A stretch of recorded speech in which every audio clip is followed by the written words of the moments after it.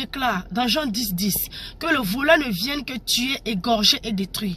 Mais Christ est apparu afin que les brebis aient la vie et qu'ils aient cette vie en abondance. Tu ne peux pas profiter de cette vie en abondance si tu n'es pas en communion avec Dieu, si tu n'es pas en communion avec Jésus-Christ. Pour profiter de cette vie en abondance, il faut que tu te décides d'être en communion avec lui. On devient en communion avec Jésus comment? Par la vie de prière.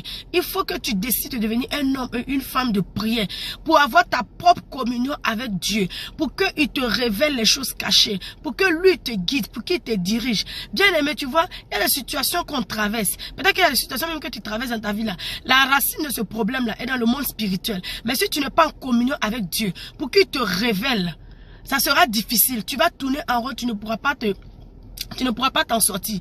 Le voleur va te gorger, il va te détruire. C'est qui le voleur? C'est le diable. C'est le diable. Aujourd'hui, le monde est vraiment risqué. Les agents du diable sont partout.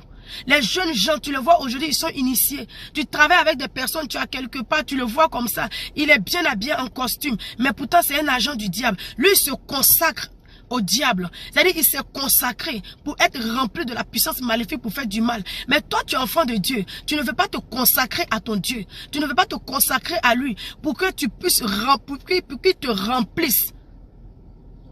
Donc vraiment, ce message de ce matin, c'est pour t'amener à devenir un homme et une femme de prière.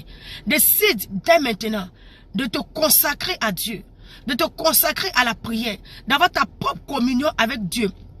Tu sais, nous ne sommes plus à ce temps où on doit demander « prie pour moi, prie pour moi, prie pour moi ». Tu dois développer ta propre communion avec Dieu.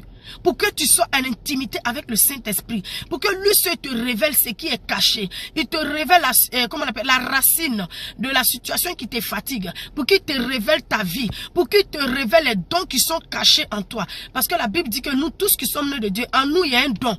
Il y a un don, on doit connaître ce don et manifester. Mais si nous ne sommes pas en communion avec Dieu, comment nous allons connaître ce don? Nous ne pouvons pas connaître.